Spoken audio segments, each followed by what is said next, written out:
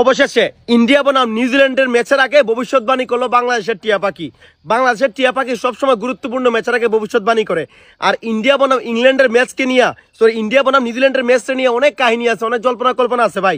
এই ম্যাচে জয় পরাজয়ের উপর নির্ভর করতেছে ইন্ডিয়ার সাথে অস্ট্রেলিয়ার খেলাটা। অতএব ইন্ডিয়া চাইবে অস্ট্রেলিয়ার সামনে যেন তাদের না পড়তে হয়। আর অবশেষে ইন্ডিয়া ভার্সেস নিউজিল্যান্ডের গুরুত্বপূর্ণ ম্যাচে বাংলাদেশের টিয়া পাখি ইমন পাগলার ভিডিওতে কি বলেছে তা কিছু দেখে আসি চলো। আর ইমনকে কিছু এগুলা দেখে আসো, বাঁশবাগান এগুলা কিছু দেওয়ার পুরা দরকার।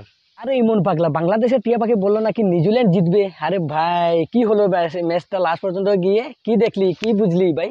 অস্ট্রেলিয়া লেগে আমরা ম্যাচটা জিতবো ভাই, তুই এত চিন্তা করবার, হড়বড়ি করবার কোনো চিন্তা নাই, বুঝছস? অস্ট্রেলিয়া লেগে দেখ আমরা রোহিত শর্মাকে এরকম খেলে ভাই। তোরা তো আগে তোরা লঙ্গে পাইতি, তোরা তো আগে তো বিদায় নিয়ে নিয়েছিস। আর এখন তোরা রয়েছে বাকি নিউজিল্যান্ডকে তোর বাপ বানাবি। আর নিউজিল্যান্ডকে এখন আমরা 44 রানে হারিয়ে দিলাম ভাই।